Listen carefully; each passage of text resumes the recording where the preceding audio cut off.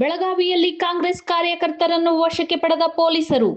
ಕೇಂದ್ರದ ಬಿಜೆಪಿ ಸರ್ಕಾರ ಕಾಂಗ್ರೆಸ್ ನಾಯಕರ ಮೇಲೆ ಸುಳ್ಳು ಕೇಸ್ ದಾಖಲಿಸುತ್ತಿದೆ ಎಂದು ಆರೋಪಿಸಿ ಬೆಳಗಾವಿ ಜಿಲ್ಲಾ ಕಾಂಗ್ರೆಸ್ ಸಮಿತಿಯಿಂದ ಗುರುವಾರ ನಗರದಲ್ಲಿ ಪ್ರತಿಭಟನೆ ನಡೆಸಲಾಯಿತು.